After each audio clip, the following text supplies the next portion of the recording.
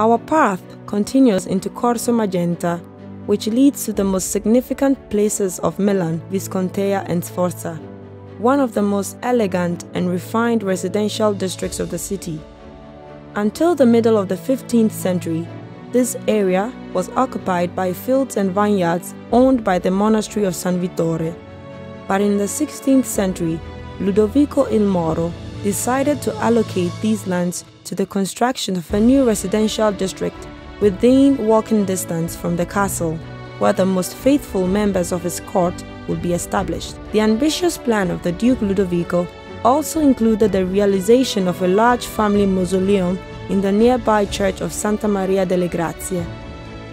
Of this ancient and prestigious neighborhood, today only the splendid Delle Grazie Tribunal and the beautiful Casa degli Atellani, recently restored and made accessible to the public, remain.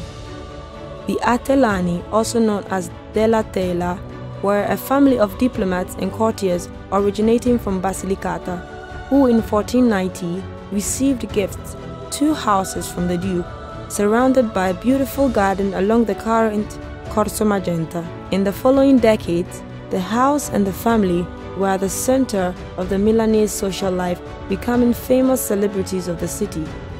In the house, there were great works. The heirs preserved the property until the 17th century. The building underwent many transformations over the centuries, the largest in the 1920s when the then owner, engineer and senator Ettore Conti entrusted the architect Piero Portaluppi with the task of restoring the project.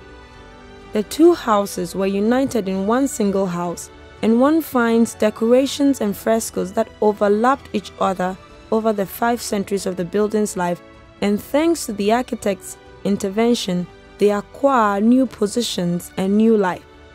Further interventions were needed after the Second World War to repair the damage caused by the bombings of 1943. From the garden floor windows, you have a beautiful view of the garden. One last curiosity: just on the border with the garden of the Atellans was the so-called Leonardo vineyard, a grape vineyard donated in 1498 by Duke Ludovico il Moro to his precious consultant Leonardo da Vinci. Numerous legends and myths have been weaved around this ancient vineyard, which today, after many years of abandonment, comes back to life and has been made accessible to the public visiting the beautiful Atellani house.